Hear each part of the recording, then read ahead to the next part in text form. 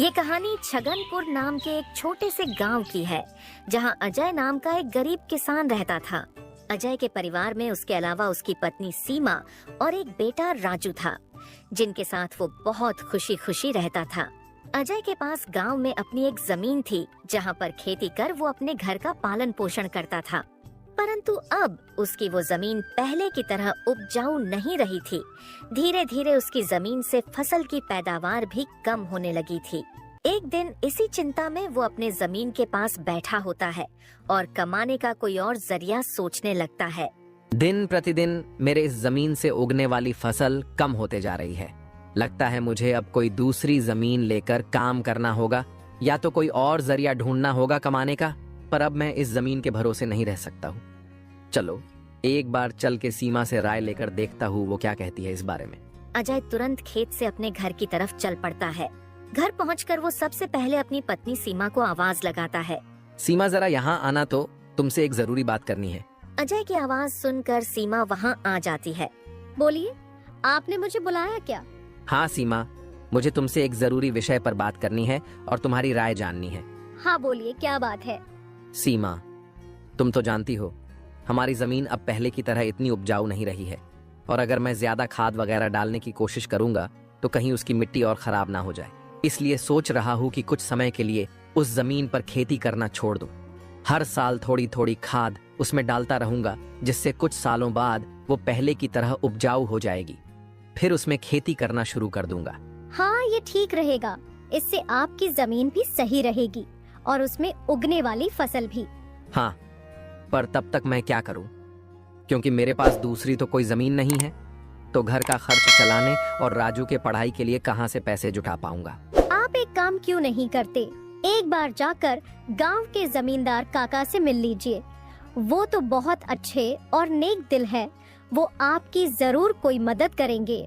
हाँ सीमा, ये ठीक रहेगा, क्योंकि काका अगर कोई नया काम भी करने बोलेंगे तो वो उसमें भी मेरी मदद कर देंगे। ठीक है सीमा, तो मैं कल सुबह सुबह ही काका से मिलने उनके घर चला जाऊंगा।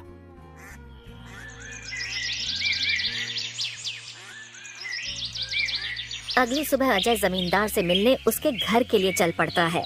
जमींदार के घर के बाहर पहुंचकर वो जमींदार को आवाज लगाता काका, है। क्या आप घर पर हो? अजय की आवाज सुनकर जमींदार बाहर आता है। अरे आओ अजय बेटा, बोलो क्या हुआ? कुछ काम था क्या? हाँ काका, आपकी एक मदद चाहिए थी। हाँ बोलो ना बेटा, मैं किस प्रकार तुम्हारी मदद कर सकता हूँ? अजय फटाफट से जमींदार को अपने खेत की हालत बता देता है। तो इसमें परेशान क्या होना बेटा? काका, मेरे पास एक ही जमीन है जिस पर खेती कर मैं अपने घर का खर्च चलाता हूँ, और मैंने आज तक खेती के अलावा कोई दूसरा काम भी कभी किया नहीं। तो अब यही नहीं समझ रहा है मैं क्या करूँ। बेटा, खेती के अलावा दूसरा काम क्यों करना? तुम एक काम करो, मेरे पास गांव के बाहर एक जमीन है, तुम उस पर खेती करो। काका, पर इससे तो आपका नुकसान हो जाएगा। नहीं बेटा, कोई नुकसान नहीं होगा।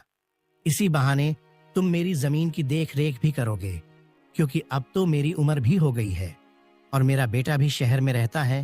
तो इससे तुम्हारा भी भला हो जाएगा और मेरी भी थोड़ी जिम्मेदारी कम रहेगी। ठीक है काका, अगर ऐसी बात है तो मैं कल से ही उस खेत पर काम करने चला जाऊंगा। अजय जमींदार को धन्यवाद कहकर वहाँ से अपने घर के लिए निकल जाता है।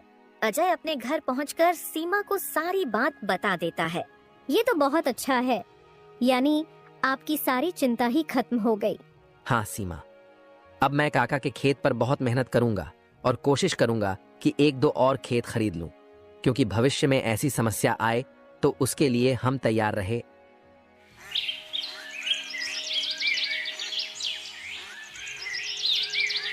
अगली सुबह अजय जमींदार के खेत पर काम करने निकलने वाला होता है तो सोचता है, काका की जमीन गांव के बाहर है, तो शायद शाम को आते आते देर हो जाए, इसलिए सीमा को बोलकर जाता हूँ। सीमा, जरा यहाँ आना तो। अजय को बुलाता सुन सीमा वहाँ आती है। बोले, आपने बुलाया मुझे? हाँ सीमा, सुनो, काका का खेत गांव के बाहर है, तो मुझे शाम को घर लौटने में थोड़ी देर भी हो सकती है। तो अगर मुझे देर हो जाए तो तुम और राजू खाना खाकर सो जाना। ठीक है, पर अपना ध्यान रखना। और हाँ, 1 मिनट रुकना, मैं आपके खाने का डिब्बा लेकर आती हूँ, वो लेकर ही जाना। फिर क्या था, अजय अपना खाने का डिब्बा लेकर गांव के बाहर वाली जमीन पर काम करने चल पड़ता है। चलते चलते कुछ समय बाद वो गांव के बाहर वाली जमीन पर पहुंच जाता है। चलो अब पहुंच गया हूँ तो फटाफट से खेत पर काम करना शुरू कर देता हूँ। अजय अपनी कुदाल उठाकर खेत पर काम करना शुरू कर देता है। अजय को अभी काम करते कुछ समय हुआ ही था कि तभी पीछे से एक सांप आकर उसे काट लेता है। सांप के काटने के कुछ समय में ही अजय चक्कर खाकर वहीं गिर जाता है।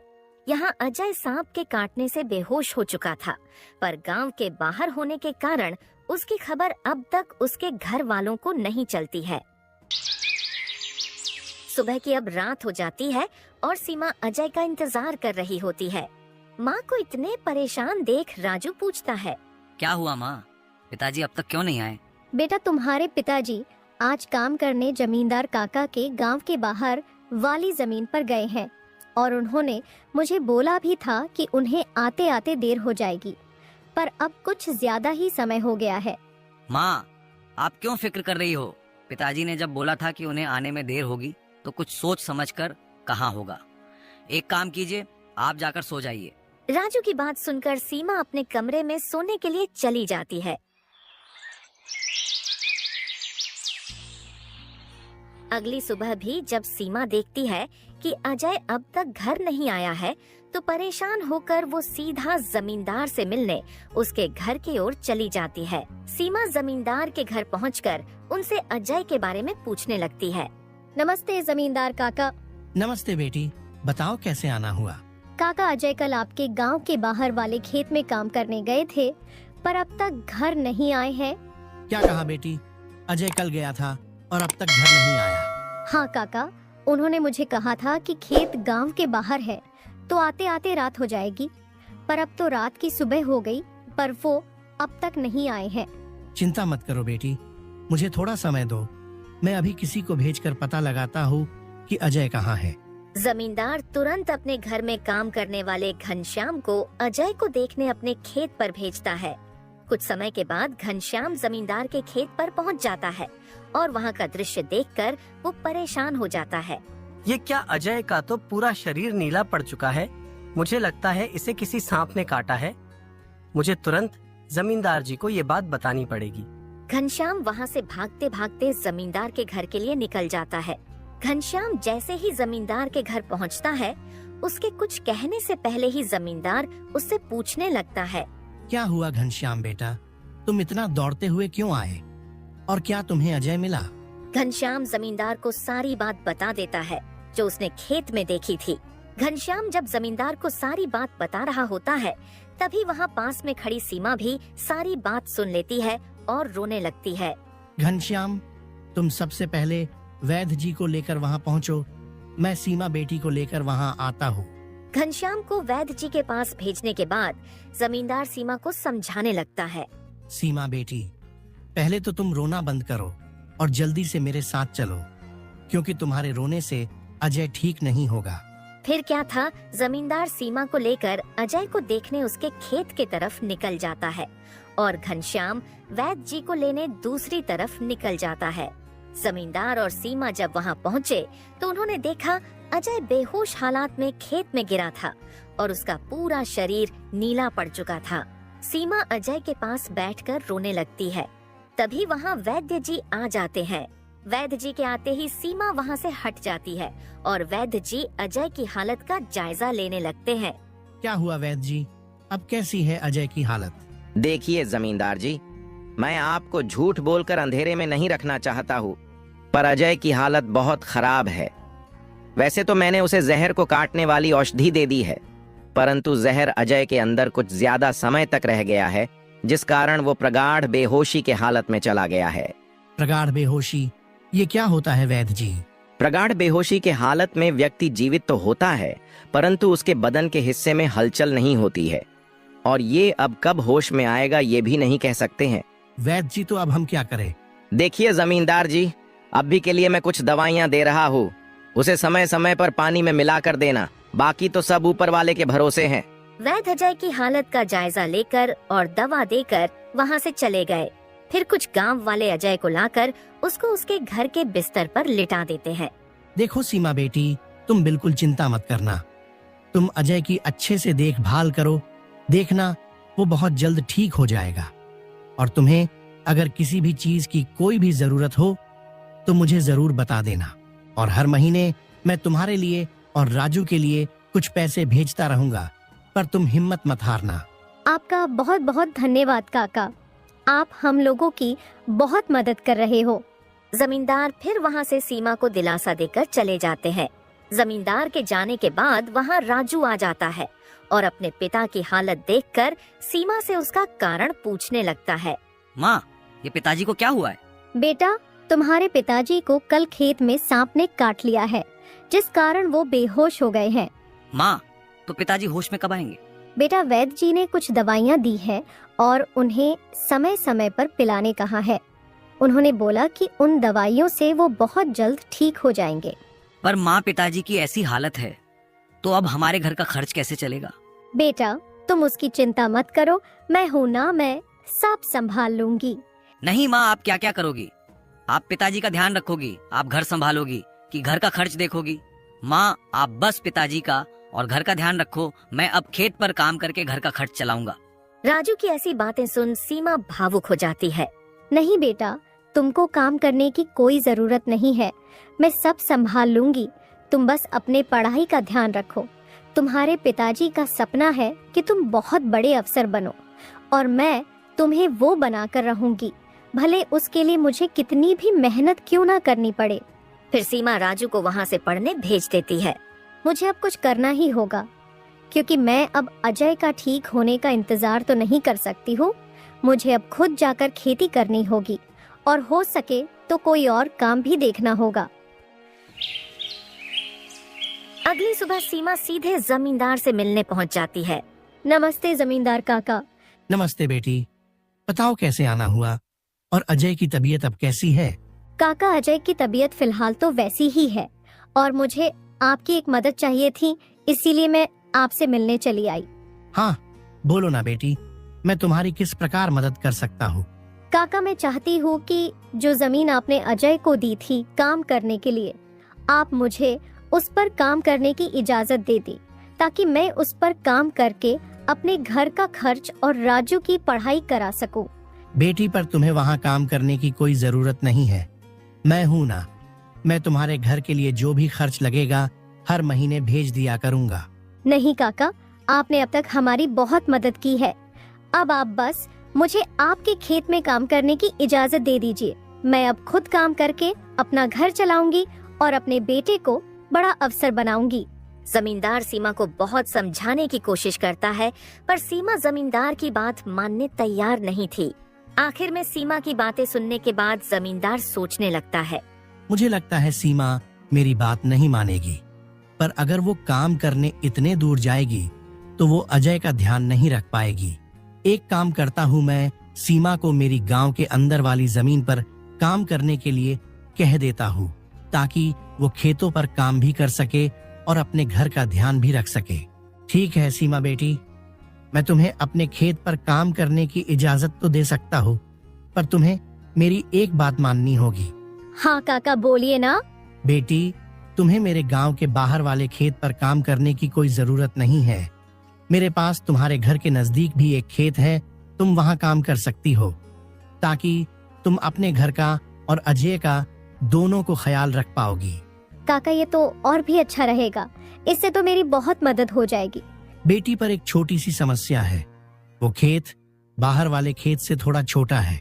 हाँ तो कोई बात नहीं है काका, वो खेत मेरे घर से नजदीक है, वही बहुत बड़ी बात है। मैं खेत में काम करने के साथ साथ दूसरे के घर का काम भी करना शुरू कर दूंगी, ताकि उन पैसों से मैं राजू की पढ़ाई का खर्च निकाल सकूं। बेटी, पर तुम्हें इतना काम करने की क्या जरूरत है? काका, मुझे काम करना ही होगा। अजय का सपना था कि राजू पढ़ लिख कर बड़ा आदमी बने। अगर मैं मेहनत नहीं करूंगी तो उसका सपना अधूरा रह जाएगा। राजू की पढ़ाई के लिए और घर चलाने के लिए मुझे हर हाल में ये जिम्मेदारी उठानी पड़ेगी। जमींदार सीमा के संकल्प और साहस से भावुक हो जाते हैं। ठीक है बेटी, तुम्हारी मेहनत देखकर मुझे पूरा भरोसा है कि तुम जरूर सफल होगी। मैं तुम्हारी हर संभव मदद करूंगा। तुम कड़ी मेहनत करो, भगवान भी तुम्हारे साथ हैं। सीमा ने जमींदार के गांव के अंदर वाले खेत पर काम करना शुरू कर दिया। वह सुबह खेत पर काम करती और दोपहर के बाद गांव के घरों में सफाई और खाना बनाने जैसे छोटे मोटे काम करने जाती। धीरे धीरे सीमा की मेहनत रंग लाने लगी। खेत में अच्छी फसल हुई, जिससे उसका घर चलने लगा और जो पैसे वह दूसरों के घरों में काम करके कमाती थी, वह राजू की पढ़ाई में खर्च करने लगी। बेटा, मैं चाहती हूँ कि तुम मन लगाकर पढ़ाई करो। तुम्हारे पिताजी का सपना है कि तुम अफसर बनो। मैं तुम्हारे लिए हर मुश्किल को पार कर लूंगी। माँ, मैं कड़ी मेहनत करूंगा। एक दिन मैं पिताजी का सपना पूरा करके दिखाऊंगा। सीमा की मेहनत और त्याग से गांव के लोग भी प्रेरणा लेने लगे। उन्होंने देखा कि कैसे एक माँ अपने परिवार के लिए हर कठिनाई का सामना कर रही है। इसी बीच अजय की हालत धीरे धीरे सुधरने लगी। वैद्य जी की दवाओं और सीमा की देखभाल ने जहर का असर कम कर दिया। एक दिन अचानक अजय को होश आ गया। अजय को होश में आते देख सीमा बहुत खुश हो गई। अजय, तुम्हें होश आ गया। भगवान ने मेरी मेहनत और दुआएं सुन ली। सीमा, मैंने तुम्हें और राजू को बहुत परेशान किया। नहीं अजय, तुम हमारी ताकत हो। जब तक तुम ठीक हो रहे थे, मैंने हर जिम्मेदारी संभाली और देखो, अब सब कुछ ठीक हो रहा है। अजय धीरे धीरे पूरी तरह ठीक हो गया। उसने सीमा की मेहनत और त्याग देखकर प्रण लिया कि अब वह उसके साथ कंधे से कंधा मिलाकर परिवार को आगे बढ़ाएगा। राजू की पढ़ाई भी सफलतापूर्वक चलती रही और कुछ सालों बाद वह एक बड़ा अफसर बन गया।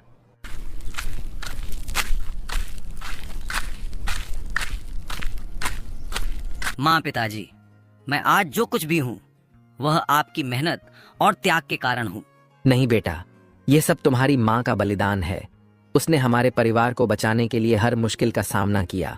सीमा का त्याग और अजय का साथ, दोनों ने मिलकर एक नई मिसाल कायम की।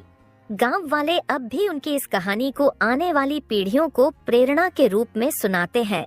इस तरह माँ का त्याग की यह कहानी हमें सिखाती है कि एक माँ का समर्पण किसी भी चुनौती को पार कर सकता है और परिवार को जोड़ कर रखता है।